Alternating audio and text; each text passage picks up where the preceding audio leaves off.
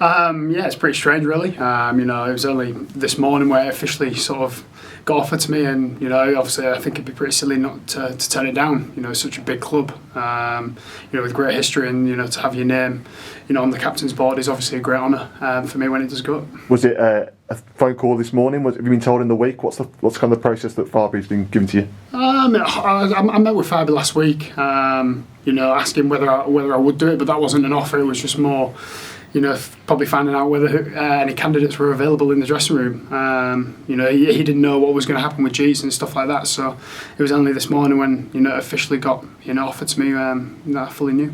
A word on Jeets. I mean, he's been a superb captain and an excellent serve for Warwickshire. That's pretty big shoes to fill. Yeah, it is. He's an absolute legend, isn't he? I think that term, gets thrown around, quite lightly these days. But to say he's a legend is pretty true. What he's done for the club is absolutely fantastic as a player and as a captain. Winning, Div 2 title a couple of years ago and lucky enough to play in that as well under him. So. He's going to bring great experience for me on the field, and I look forward to sort of the roles reversing when we get out there. Yeah, you're going to lean on Jeets, but also people like Tim Ambrose and Ian Bell in the field. I hope so. Yeah, they're obviously they've played about 1 million games between them, so I think it'd be stupid not to tap into their knowledge. They've probably played in every situation of every single game going. So, if I do get stuck, then those three will be the first people I turn to. And you have captained before, haven't you? England in the 19s. Yeah, I did a little bit when I was younger. Not done it for a couple of years, so it'll probably take me a few games, hopefully pre-season tour, to sort of get the rust out of the way. But I'm really looking forward to it. I think it's something that I've always wanted to do. I've always wanted to be a leader and a captain in that sort of right. So really looking forward to getting out there. And what kind of captain are you going to try and be? I mean, and there's lots of different situations that can happen over the season. But what's your ethos and what you're going to try and bring to that team room?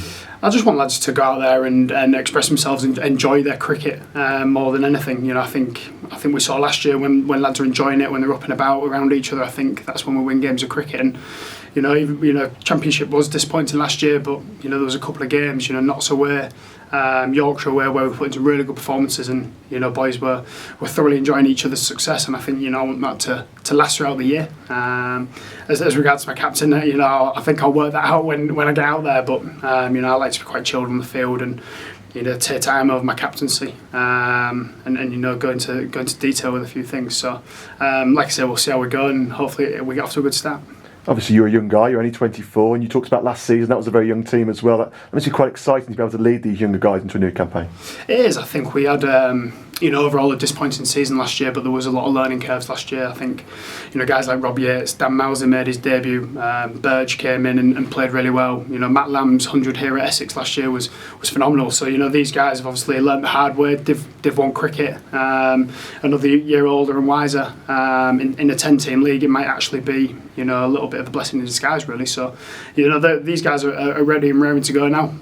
It's just a shame it's November and not February or March, so we can get out there.